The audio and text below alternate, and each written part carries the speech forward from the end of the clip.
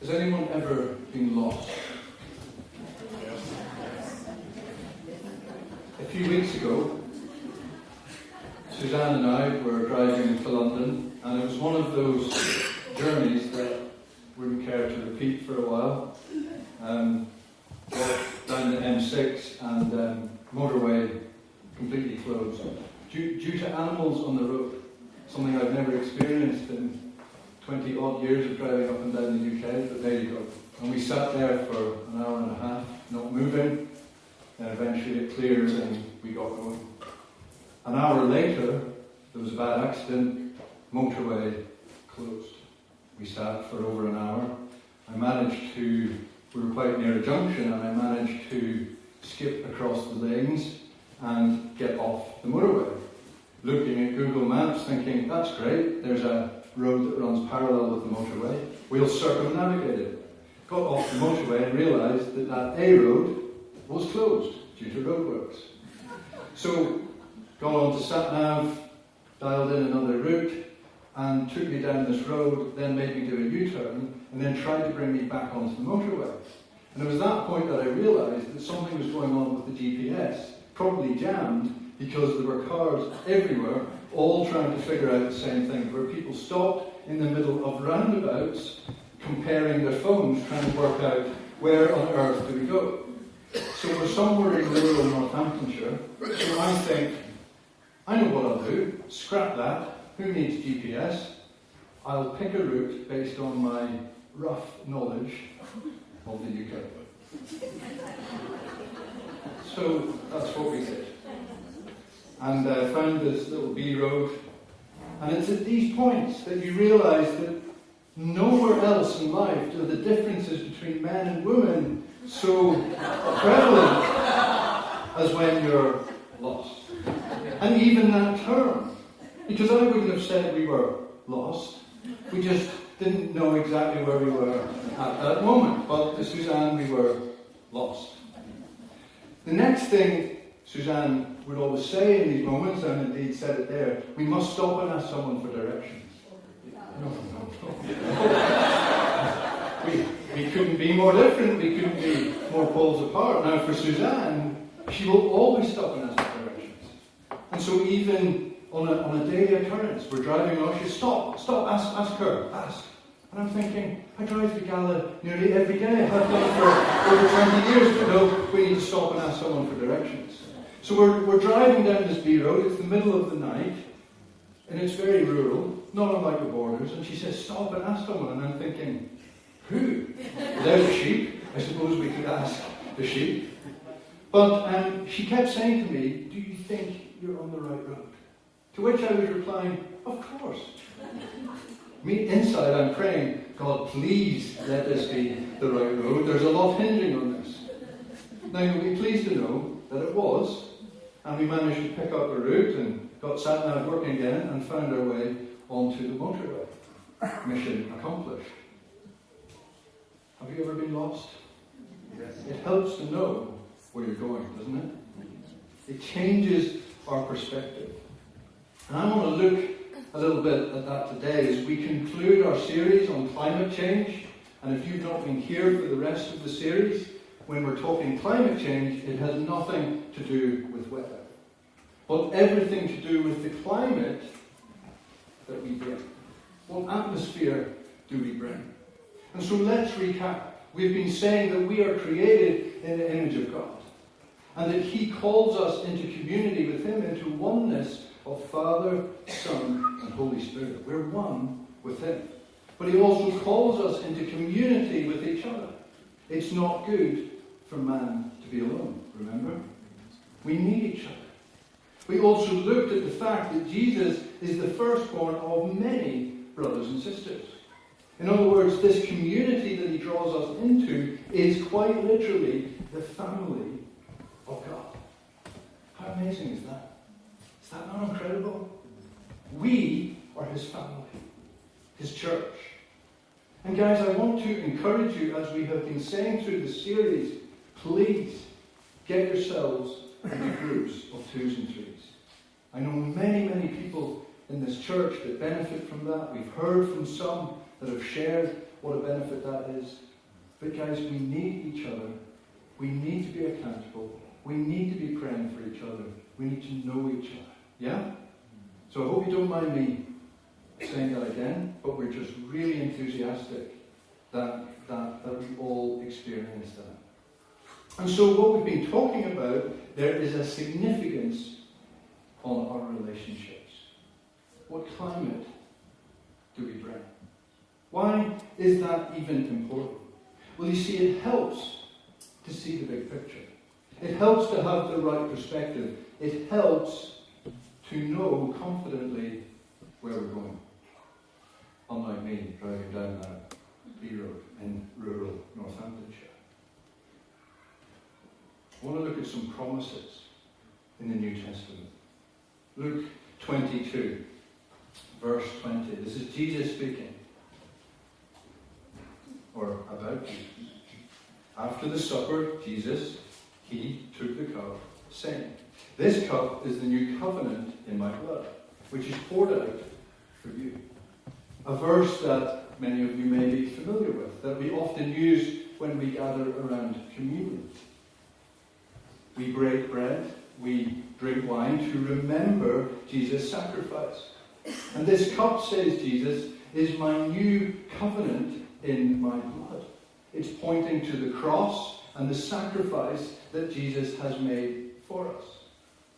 And so what he's saying is, you've been brought into a covenant, an agreement, a relationship with me.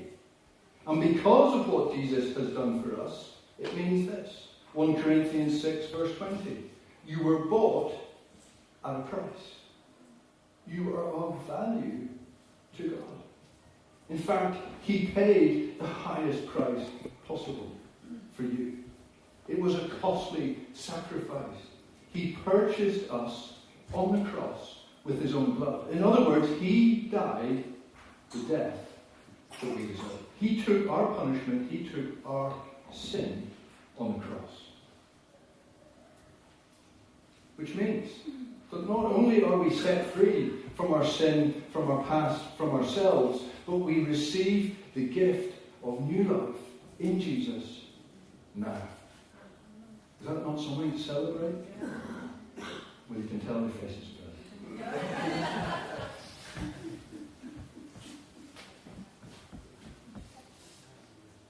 But not only that, this means that we have a perspective. It means that we have a destination. Where is that destination? John 14, verses 2 and 3. Jesus speaking, "My Father's house has many rooms. If that were not so, would I have told you that I am going there to prepare a place for you? And if I go and prepare a place for you, I will come back and take you to be with me, that you also may be where I am."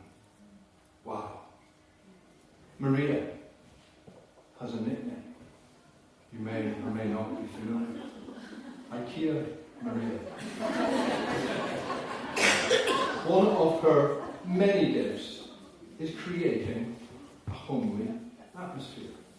And I'm sure many of you have seen some of the evidence of that at Hope Central, have you not? Yes. In fact, I think we should honour Maria for all the hard work.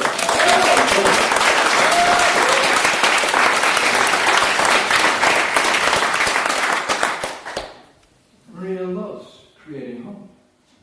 But according to this, that's exactly what Jesus has been doing for us. He has been creating a place in heaven just for you. In fact, your name is on the door. Can you imagine it? Can you imagine being shown around? Wow, my name is on the door. Here's your room. Welcome. How incredible is that? And not only that, but Jesus is personally coming back for us to take us there. Does this not help us get perspective on our Mondays and the challenges that we might be facing? We have a destination. When is this going to happen? When is Jesus coming back for us? Well, Jesus answered that question in Matthew 24. But about that day or hour, no one knows. Not even the angels in heaven. nor the Son, but only the Father. Only the Father knows. YouTube is full of predictions of when Jesus is coming back. It's full of good stuff too, but I would say be cautious that you're not getting your eschatology, your end times theology from YouTube. If anyone is telling us that this is when Jesus is returning, no. You can't know. Only the Father knows. Now that doesn't mean we don't know the seasons. And this season that we were in and the world events that are happening are definitely pointing to an imminent return of Jesus. Is that tomorrow? Is that next week? We don't know. Only the Father knows. So guys, these promises. Hear them. This cup, says Jesus, is the new covenant in my blood. It's poured out for you. It means that you were bought at a price. I'm going to prepare a place for you. And I'm returning for you to take you to be with me, that you also may be where I am. When? Only the Father knows. Are they not incredible promises? Are we living in the light of those promises? Do those promises affect how we are walking through the week?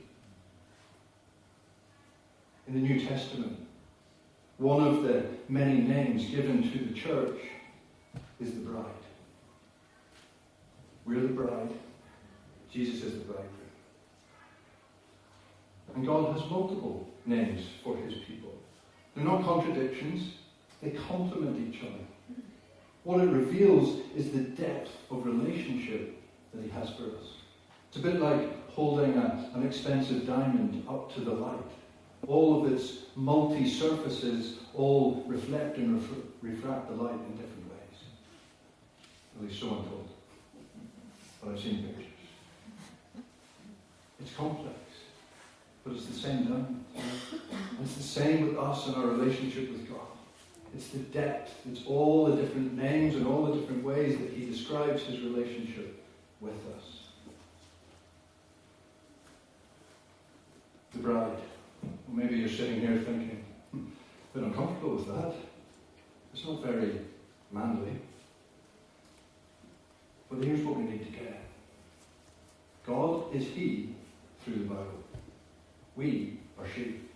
In our age of gender confusion, the Bible hasn't got this wrong. The translators do not have an issue with language and gender. It's not a typo. Jeremiah chapter 3, these are some of the verses that God speaks to his people. He says, but like a woman unfaithful to her husband, so you, Israel, have been unfaithful to me. He's chasing after his people. And this is what he says, return, faithless Israel. I will frown on you no longer, for I am faithful, declares the Lord. I will not be angry forever. Verses that reveal God's love for his people. But you see, they also reveal that actually what's happening here is that God woos us and calls us his bride.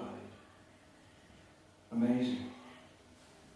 It's a picture of God going after his husband. Sorry, his bride. He's the husband. And that's us. It's all about his love. Now, I'd love to tell you about our engagement. Carla and Scott recently got engaged, and I believe it was a very romantic moment.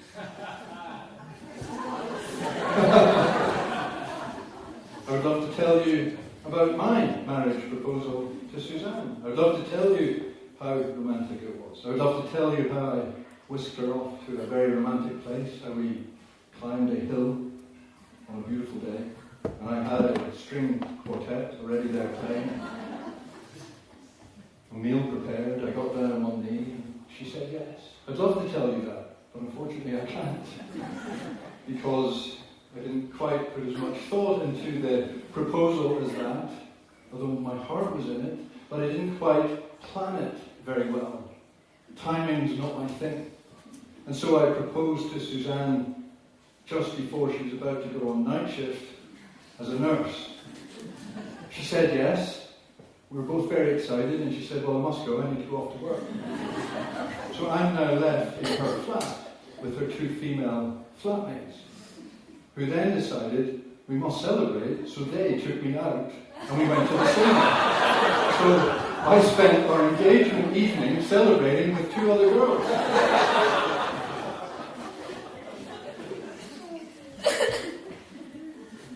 I want to talk today about marriage proposal. Because these promises that we just looked at have a cultural setting. I want to look at a Palestinian Jewish engagement because actually what they help bring these promises to life. Imagine a small Jewish town in Israel.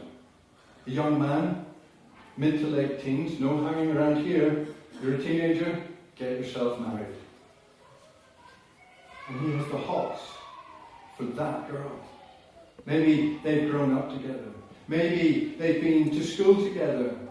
And you know that time when the teacher's like, hello, but he's not looking at the algebra because he's staring at that girl. And she's noticed. And she's the one. And so in this culture, it's all about the family. There's no being as romantic as I and whisking the girl off to some romantic location. No, it's kept in the family. And so the young man would discuss his feelings towards this girl with his father. They would discuss a marriage proposal. Apart from your good looks, what on earth do you think you're going to offer this girl? Now, the proposal was financial. They agreed a bride price, which partly represented the cost of raising the young woman. Very practical. Seems good to me.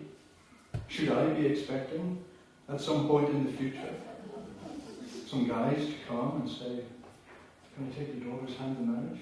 Sure. How much are we talking about? It was very practical. But that generosity, the bride price, was a token of his love for her. And so a proposal day would be arranged by the families. The young man and his family would go to the young woman's home, where her family was. The rabbi would also be present. So everyone is standing around watching the event. The young man sits at a table opposite the young woman, and he presents his marriage proposal. Here is my bride price. And the questions that everyone are thinking, will she accept? Is this a generous proposal? Does she even like him? Imagine how intense that moment is. All eyes in the room are on them. And here's what he does. He pours a cup of wine. And he passes it to her. And he says, this cup is my blood covenant. Have we heard that before somewhere? Will she drink it? Will she accept his proposal? By this time, the girl's mother is probably about to have a heart attack. Just drink the cup. The girl takes the cup. She drinks it. She has accepted his marriage proposal.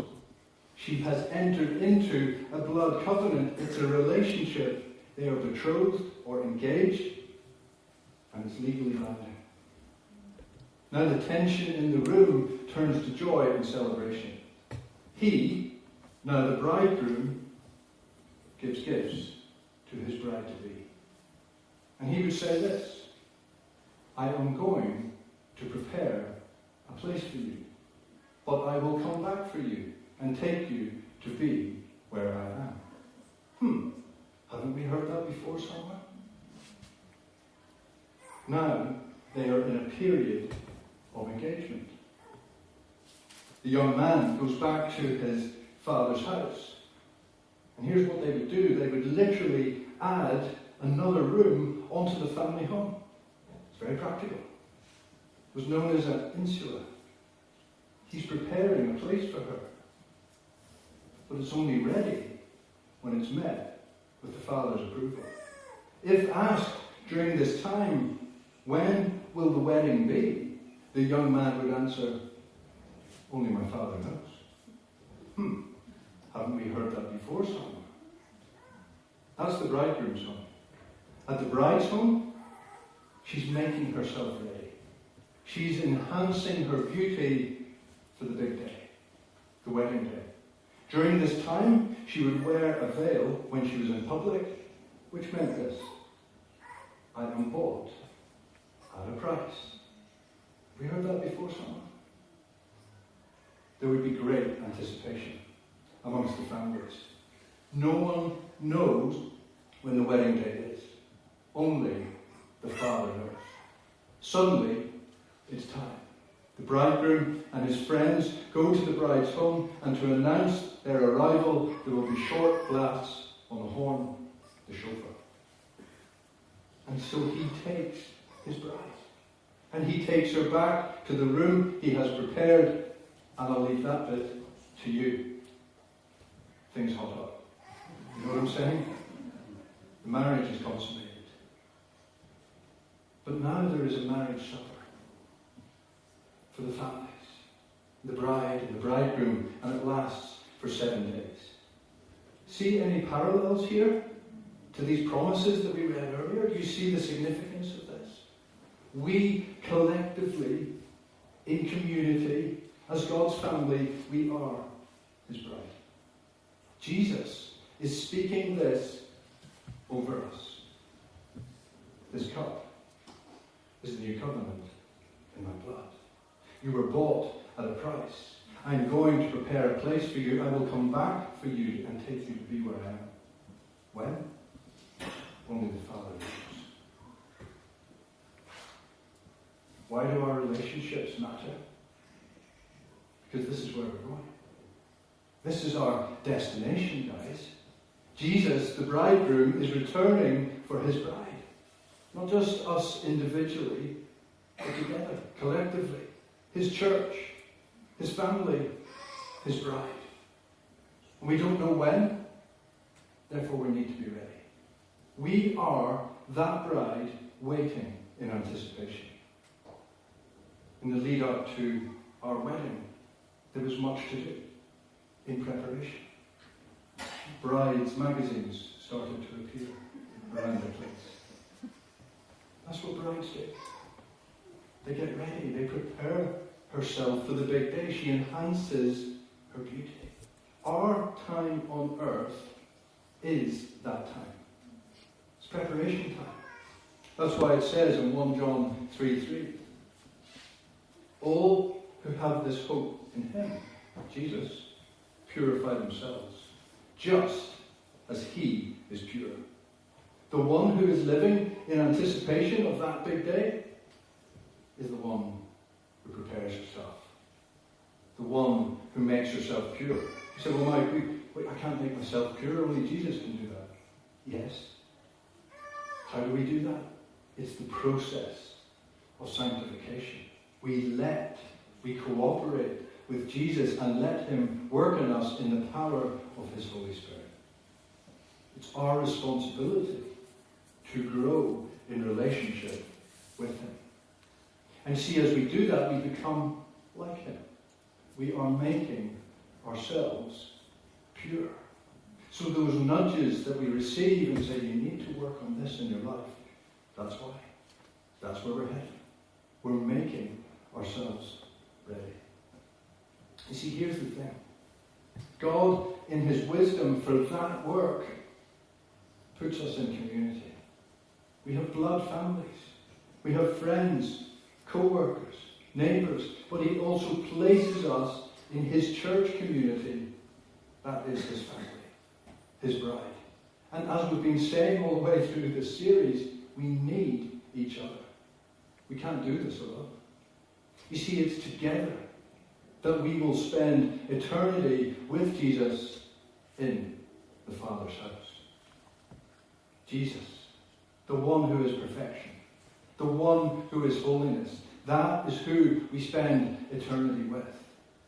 And 1 Peter 1 reminds us, be holy, for I am holy. He's a holy God. Therefore, our relationships matter. They're significant. They're important. In fact, they are sacred. We're called into oneness with God. But we reflect that. We are called into oneness with each other.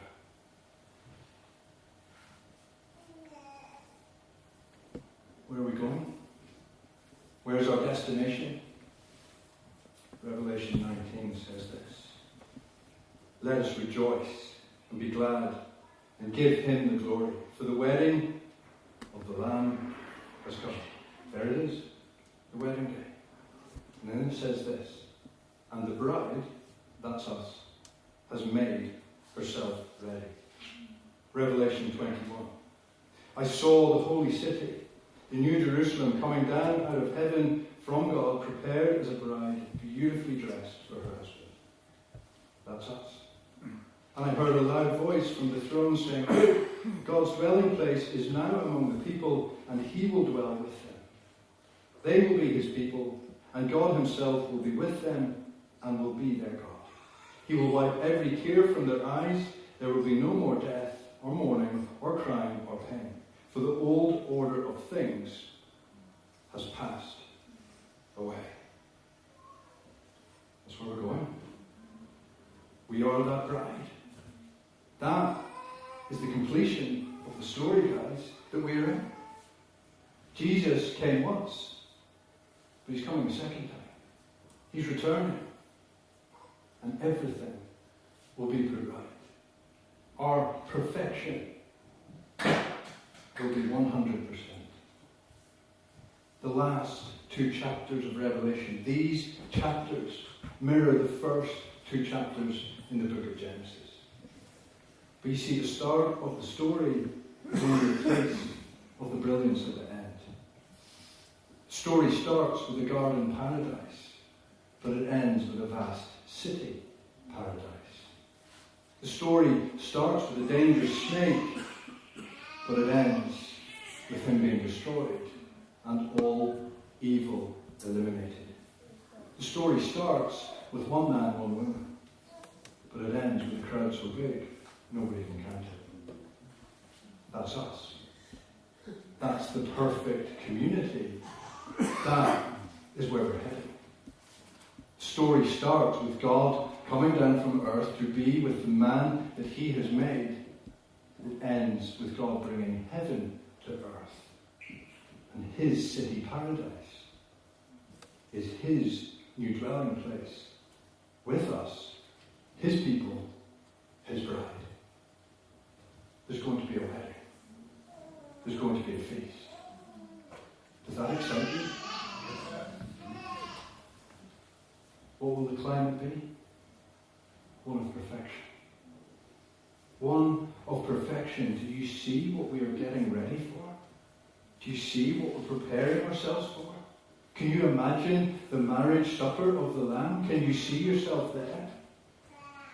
We, the church, are that bride. Welcome in. Here's your room. Your name's on the door. It's already prepared. The bride? Why does it have to be bride? Because it's the intimacy that God puts on his relationship with us in Jesus. It's relational. Our relationships matter. Our relationships reflect him. They reflect his oneness. That's our destination, guys. That is where we're going. Will we make ourselves ready for that wedding day? Which takes us right back to the question that we asked at the very start of this series. What do I need to work on? What climate do I bring? What atmosphere do I bring to others when I walk into the room? Will we embrace the community that God has placed us in? This church, this family? Because we, look around you. This is it. We are his bride. Amen? Amen. Where do we stand? Let's worship together. Let's respond. Let's ask ourselves these questions. What do you want them to do in Mingle? Let's ensure that we have the right perspective applied to our life. This is where I'm going. This is why I'm preparing myself. This is why my relationships count. Because we need each other to do that. Father, I thank you that you are good and your love endures forever. Thank you that you have chosen us personally, called us into relationship with you, Jesus. We were bought at a price. We're of value to you. We've entered a covenant, an agreement, a relationship with you. You've prepared a place for us, Jesus, and you're coming back for us. Oh Lord, may we have that ever before us. May we be willing to become the people that you're nudging and prompting us to be. We want to take this seriously, Lord. But Lord, I also thank you that your yoke is easy and your burden is light, and this is not impossible. It's not something we can't achieve, because you've given us your Holy Spirit to work in us. And so, Lord, we welcome you. As your church, as your people, we welcome you to do what you need to do in us, that our relationships will be incredible. As we heard a few weeks ago, that actually we will have such love, your love for one another, that people will look at us and say, wow, look how they love. Do that in us, Lord. We want to be wrong. We want to be prepared. We want to be like you, Jesus. In your name, amen. As we sing, maybe you have a word that you'd like to share with the church, and please come to the front and we will love to facilitate that. But let's stir our hearts. Let's focus on him and worship.